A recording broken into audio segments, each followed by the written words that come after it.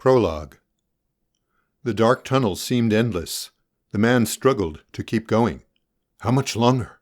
He was becoming impatient. He glanced at the torch in his hand. It looked as if it would die any moment. "Oh no, I must find the grave chamber soon," he said to himself, and quickened his pace. But his foot struck something, tripping him. In an instant he was lying flat on the floor of the tunnel, his back hurting. His only light source had slipped from his hand, flown, hit the tunnel wall, and died. What am I going to do now? Panic struck him as he felt something slithering over him. It has to be a snake, he thought. He lay still, holding his breath and praying as sweat trickled from his forehead. Then he felt the creature creep away and breathed a sigh of relief. His eyes were now becoming used to the darkness, but he knew it would be impossible to make it through the tunnel without the torch. Desperately searching for it, he ran his hands over the floor, finding it after a couple of blind grabs. He took the matchbox out from his pocket and tried to ignite the torch. Why is this thing not lighting? Fear gripped him again.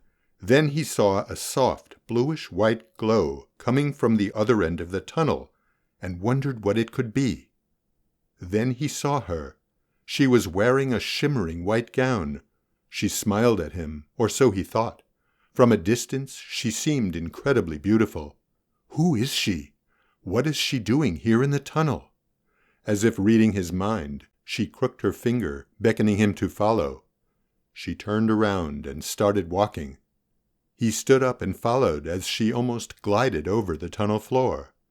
He kept following her. Every few seconds she would glance back to make sure he was keeping up. He wanted to catch up to her, but somehow she maintained the distance between them. Soon they were in a large, round chamber that had a majestic sky-high dome. What is this place? He wondered, scanning the chamber. He was now closer to the woman. Even from behind the thin veil, the woman appeared beautiful. She had gone around the two graves in the chamber and pointed to a grave as if asking him, "Weren't you searching for this?" Of course, that was what he was after.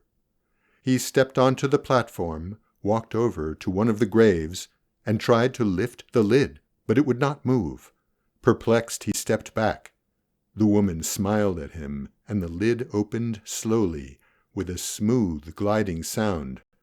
The woman climbed onto the platform and moved close to the grave. What is she doing?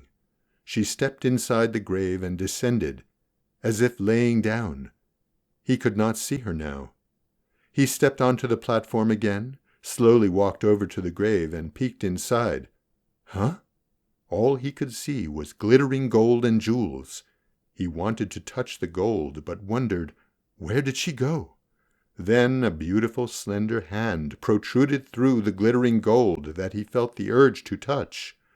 Hesitantly, he put out his hand.